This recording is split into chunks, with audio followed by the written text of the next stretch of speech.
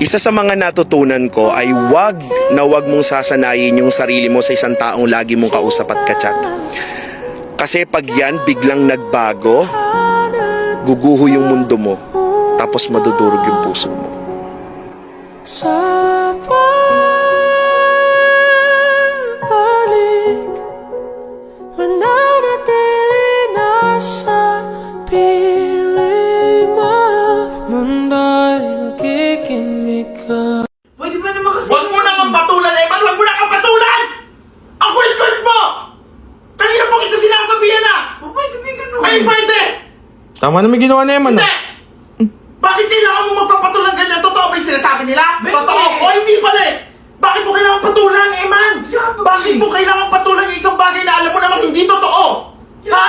Bang eh. Iwan mo kang patulan kasi hanggat pinapatulan mo, lalo ka lang yung aasarin. Kaya nga. Hindi ka nag-iisip! Kapilit-pilihan ko sa inyo, di ba? Pag hindi totoo, huwag niyo papatulan! Una. Gulo lang yan! Binababa mo na yung kwalidad ng pagkatao mo, kakapost-post mo na yan para kang bata! 13 years old yung kaaway mo, kumakasta ka din parang mas bata ka pang tingnan sa mga... Punta ka na dyan. Si Eman. Si Eman. Ayun! Si Eman! Kaya pala nandun. Eman, kiss mo nga. Dali. Ay. Ayun na si Eman. Ayun na. Labas si Eman, crush mo? Isa pa nga Eman, isa pa nga ulit Eman, isa pa nga ulit. Isa pa nga ulit. Kung may sasabihin man ako sa sarili ko, ang sasabihin ko, sorry self. Sorry kung pagod ka na. Sorry kung napapabayaan na kita kasi mas pinipili kong alalahanin yung iba kesa yung unahin ka. Sa pagbalik,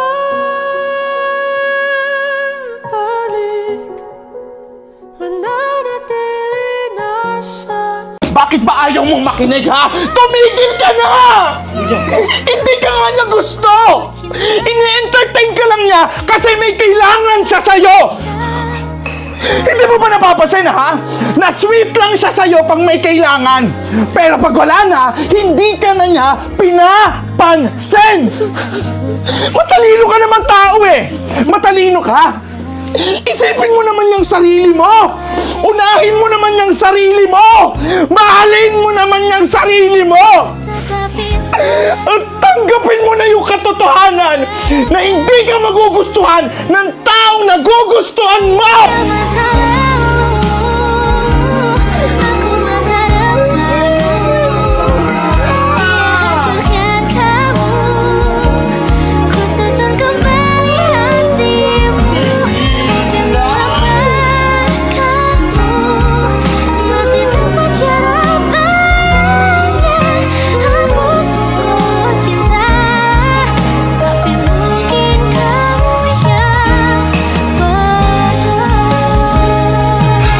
Napakadali ng tanong sa'yo. Patay na ba si Rizal?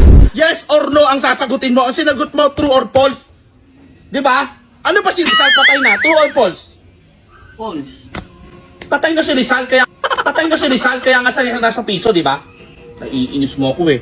Sagutan mo ito, number 2. Eh kuya, nauuhaw ako. Gusto mo naman... Nauuho ka na naman! Ha? Kevin! Kaka dito! Kuha mo itong tubig! Ilagay mo sa plato ha, para hindi tumapon. Kakalampasan ko lang dyan. Bisa mo! Number 2. Patay na si Ferdinand Magellan. True or false? False. Patay na siya. Naiinis mo ako eh. Ay, kala ko Ferdinand Bongbong. Patay na siya! Ay! Ano ba yan? Ano ba yan? Ha? Saan mo tubig sa plato? Tubig sa plato. Ha? Yung tubig, ilalagay mo sa baso, tapos ipapatong mo dyan sa plato. Hindi yung tubig, ilalagay mo sa plato. Gigigil ako sa'yo. Diyan mo ngayon uulitin ko. Kumuha ka ng baso, ilagay mo dyan sa plato. Ha? Gets mo? Okay? Go! Gigigil ako sa'yo. Ito ba kayo naging kapatid?